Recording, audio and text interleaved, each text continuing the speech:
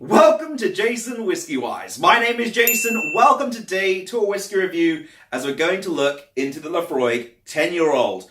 Now, this is an expression that I kind of wanted to cover for a while, and it was about me really getting the whole Laphroaig range together. And if you haven't missed any of my unboxing videos, I'm going to leave my latest one over here, which is quite hilarious. But I picked up a few Laphroaigs so we can do this Laphroaig week. So probably hashtag Laphroaig week or maybe hashtag Pete week.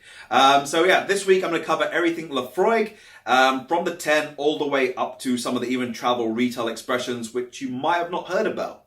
So Laphroaig 10, what is it? It's a 10-year-old whiskey. It's the entry level from Laphroaig. It's bottled at 40%. It's also from the Laphroaig distillery.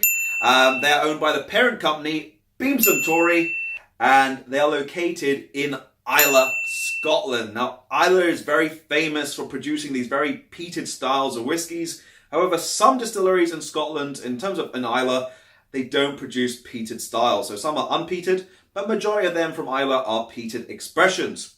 Now, Laphroaig is very well known all around the world for this 10-year-old expression. I believe it's been more than 75 years of its creation, so it's been around for a very long time. And they've also got the quarter cask and the select cask, which I've got lined up next to cover and sort of do a comparative between the three. So if you are interested in the 10, the quarter cask and the select cask, I'm going to leave those sort of here so you can see that. Go and check these other videos out in the upcoming days because then it can make probably a better decision as they're all within the same price bracket of 30 to 40 pounds. Now, the price point on this one, well, not this exact one, that's a bit too small, but the price point on the full-size bottle is £38 here in the UK, and that's the top price I've seen. You can also pick it up on Amazon and other places on offer in supermarkets for £30 and sometimes even 25 on offers. So it's quite a really good one where it's got some really good deals going in the market. Now, is it exclusive? No, it's not. And in terms of is there caramel color, sadly there is in this one. So there is colorant, so this is not natural. So I don't have to judge a color. Let's begin by getting straight into the nose. So to begin on the nose with the Laphroaig 10, straight away I'm getting this distinctive Laphroaig character. And if you're new to Laphroaig, it's going to sound very weird because I sat with 10 of them last night. But Laphroaig is very different. The peat they give in this whiskey is, for me, it's distinctive between if I tried a Lagavulin, if I tried an Ardbeg, I could tell the peat. It's got this sort of medicinal, earthy character that really shines through. A slight bit of iodine, a bit of sea salt, a little brininess coming through, and even slight hints of almost like seaweed, but seaweed that's dried up, as if you've taken seaweed from the beach and you've kept it in your car and you've just realized that it's dried up and you can smell it just leaving all of its aromas. There is this, when I say medicinal now, this is going to sound very interesting, but when I say medicinal, it's like as if someone's got a plaster on your hand or anywhere, but it's like not the plasticky plasters that you can get, the waterproof ones, but this is like the fabric plasters. And when you just smell it like that, so if you've actually ever had a plaster on your hand and sometimes you just do like this and you just smell the plaster, that character from the plaster really coming through. There is even a slight sweeter presence on the nose of the 10, but it's not overly sweet. It's just a gentle sweetness. And to me, it's almost like a soft, sweet tobacco. And there is one little note on the end, and this just triggers such a memory of me. It's like one of my uncles, he actually smokes, and what he does when he finishes cigarettes, he puts it out and then puts it in the bin. And actually when you lift the bin, and you can actually smell that sometimes a little residue of this sweet smoke that's coming off from the cigarette butt. But minus that, really interesting nose for Laphroaig 10. For an entry-level expression, it's doing a fantastic job so far. So let's get into the palate next. Slanger. Beginning on the palate now.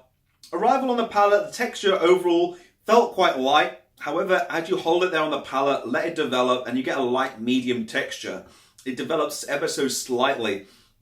Now you do get that distinctive peat. You get this peaty character. It's not overwhelming. It's not the heaviest peat. I find it's more towards, I'd say, a mild peat. And then you get a little bit, for me, is almost like black olives, a little bit of clove, black pepper, a little bit of warming heat, and a little bit of spice enters the palate. And now once this peat is sort of just held there on the palate, hold the whiskey a little longer, and if you're just getting peat, hold it there until you just let the peat subside and your palate's sort of adapted to this peat. and then you'll get these other notes following through.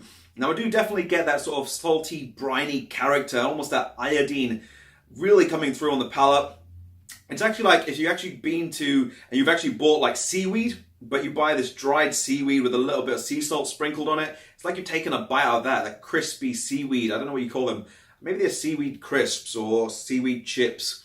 A bit like that, really coming through. There is a slight almost that medicinal character when I mentioned about a plaster. And I really mentioned this because I had a plaster once on my finger when I cut it here, and I tried to bite it off, and it just reminds me of that sort of bit of where you put a plaster in your mouth and you're getting that character really coming through there on the back end of the palate. And there is that little bit of sweetness and a bit of vanilla.